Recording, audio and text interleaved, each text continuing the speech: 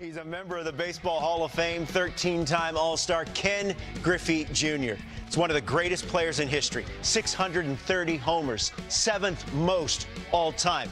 Oh, by the way, he also won 10 Gold Glove Awards in center field, and this morning, Jr. is available here on behalf of Capital One, the official bank and credit card partner of Major League Baseball and the presenting sponsor of the World Series. Now, this Jackie Robinson Day, which is this coming Friday, it's the 75th anniversary of Jackie breaking the color barrier in Major League Baseball.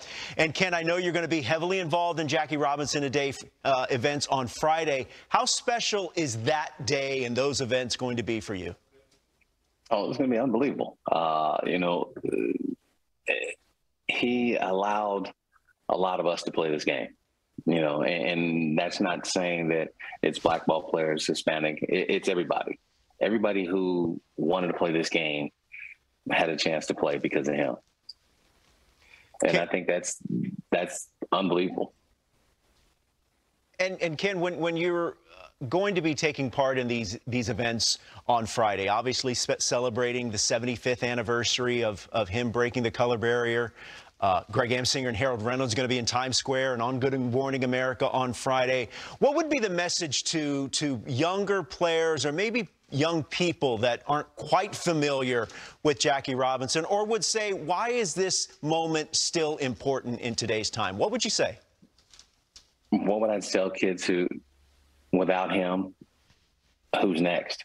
When would someone have an opportunity to be Jackie Robinson? Everything that you learned and heard is true.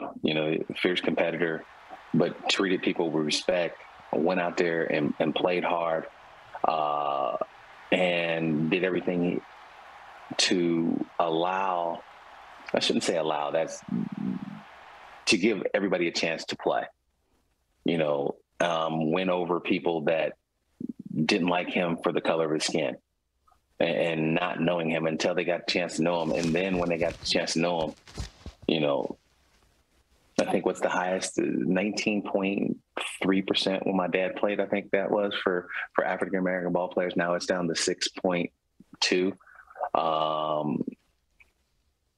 It's tough to see, but, celebrating him will give opportunity for kids to go out there and play again. Griff, first of all, this is like bucket list type stuff for me, right? So I want to transition to your career and I can remember this offseason sitting on the couch with my son and going through the cards I used to collect as a kid. And your Upper Deck rookie card was the biggest one. And we were going over it, and he plays MLB The Show, and he's understanding Ken Griffey Jr.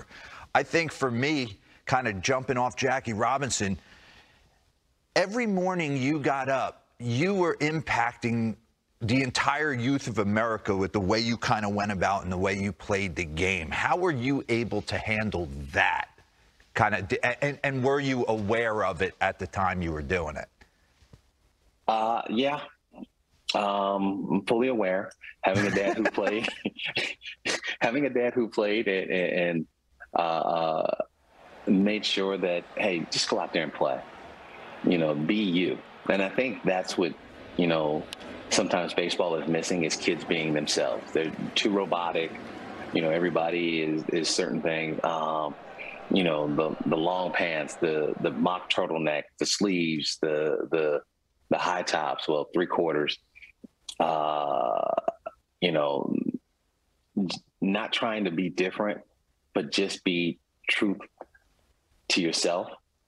And I think that's the key. My name is George Griffey. My dad never went by George, but it is what it is. But just be me. And that's what he taught me at an early age, is go out there and be a kid and have fun. This game is fun. You're going to work hard. It's going to teach you a lot of things. But it's going to teach you a lot of things about life. You get knocked down, you get back up. Somebody throws up and in, you brush it off. And that's the thing that we, don't get upset. Just,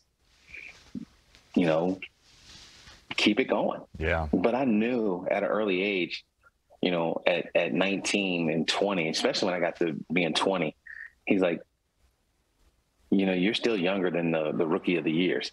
So